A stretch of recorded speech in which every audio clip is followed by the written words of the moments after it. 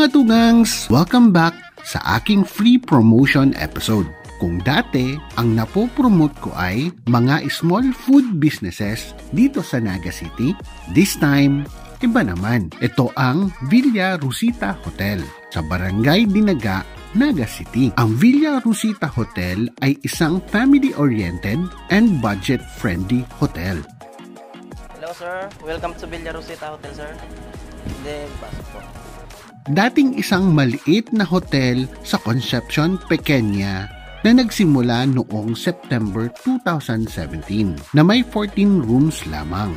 Pero noong October 2022, mas pinaganda at mas pinalaki pa dahil meron silang 82 rooms sa bago nilang location. Ang Villa Rosita Hotel ay nasa sentro mismo ng Naga City na malapit sa food chains gaya ng McDo, Jollibee, Mang Inasal, Chowking, Dunkin Donuts at syempre ang Bicol-based food chains Bigs, Graceland at G1. Merong bakeries, department store, groceries, drugstore, bangko at nasa tapat mismo ng Naga People's Mall ang public supermarket ng Naga na pwede kang makabili ng mga pasalubong.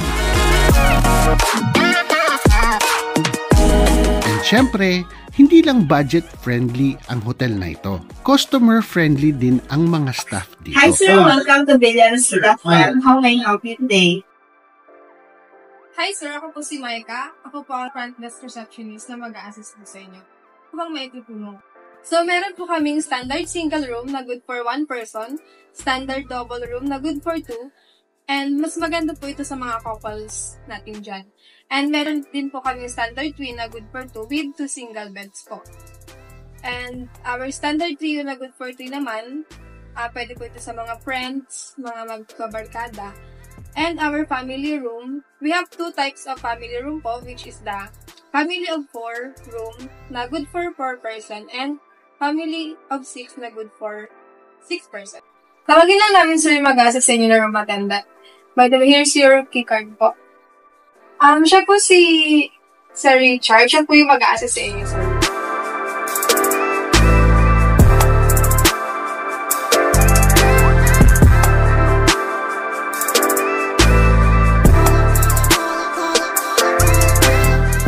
After naming ilagay ang gamit namin sa kwarto, pumunta agad kami sa roof deck para masilayan ang sunset view ng Naga City.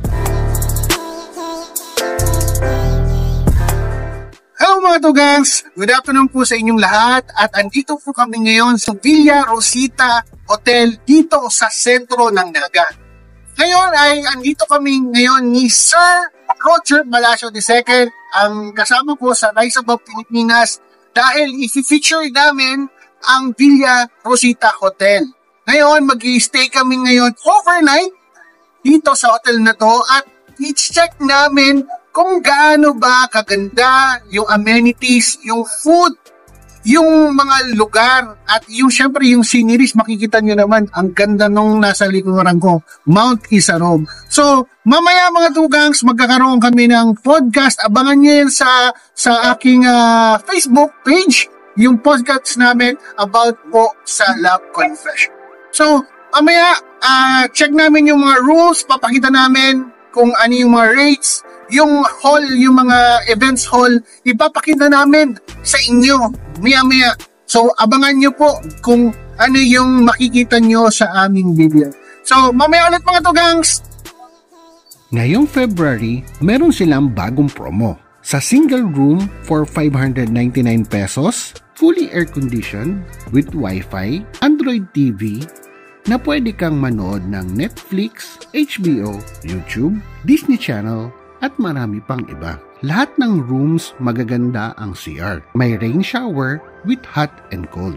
Ito ay for 12 hours only at merong free complimentary breakfast na kinalas. Sa standard double room naman ay 799 pesos. 849 pesos naman kung gusto mong mag-upgrade na may bathtub yung CR. Fully air-conditioned na with Wi-Fi, Android TV na pwede kang manood ng Netflix, HBO, YouTube, Disney Channel at marami pang iba. Ito ay for 12 hours only at merong free complimentary breakfast na kinalas. Provided na din ng hotel ang towel, sabon, shampoo, toothbrush, toothpaste at tissue. Pwede ka rin mag-long stay dito ng 1 buwan as low as 7,500 pesos.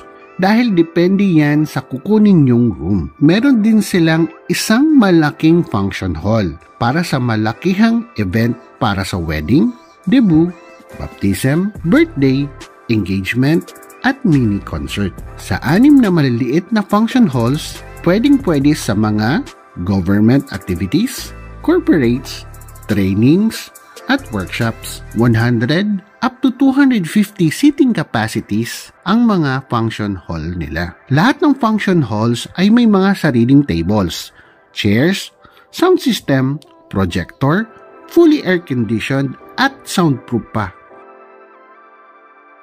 Kinagabihan, bumisita ang mga kasama namin sa Rise Above Pilipinas na sina Chef Ron at Uncle Arbs. Nag-pre-recording kami ng podcast para sa Rise Above Pilipinas at para sa Facebook page ko na Love Confession. Bumisita din ang mga kaibigan namin sa music industry na sina Wachok, Tiano Lelis at Chris Aranyas.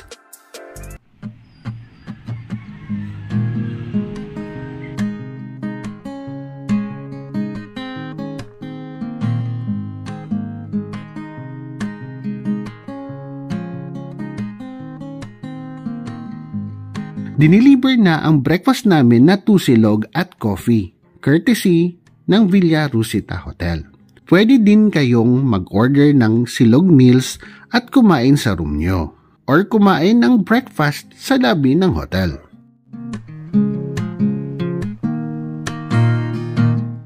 During lunchtime, kumain na kami ni Sir Roger sa lobby. At para sa akin, ito ang hindi common sa mga hotel dito sa Bicol. Dahil ang Villa Rosita Hotel lang ang merong kinalas na ino-offer. O diba, tama ako? Kung sa pagtitipid lang naman ng budget ang pag-uusapan, busog ka na sa kinalas for 50 pesos at nasa hotel ka pa. Meron din silang meat shop sa harap ng hotel.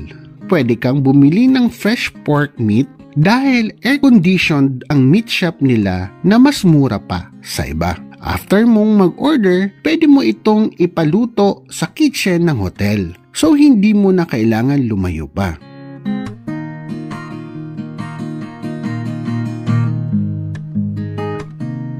Malapit na kaming mag-out, kaya mag-aayos na ako ng mga gamit namin. Naglinis na din kami ng kalat sa kwarto para konti na lang ang gagawin ng mga staff. Kahit papano, nakatulong na din kami sa kanila. Di rin naman biro ang trabaho ng ginagawa ng mga staff sa hotel. Pagod at puyat din ang puhunan nila.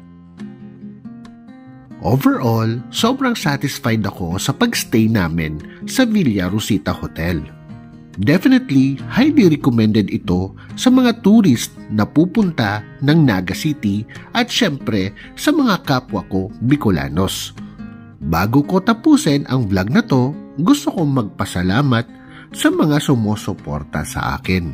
Kay Sir Limuel Uy sa tiwalang binigay mo sa amin para ma-feature ang Villa Rosita Hotel sa aming mga social media pages.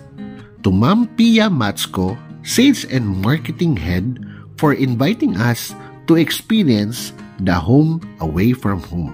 Sa mga kaibigan ko na si Chef Ron, Uncle Arbs, Chris Aranyas, Wachok, kay Sir Roger Palacio II, at Tiano Lelis. Maraming salamat din sa lahat ng mga staff na nag-assist sa amin during our stay sa Villa Rosita Hotel. Gusto ko rin magpasalamat sa lahat ng mga followers ko sa walang sawang suporta na binibigay nyo sa akin.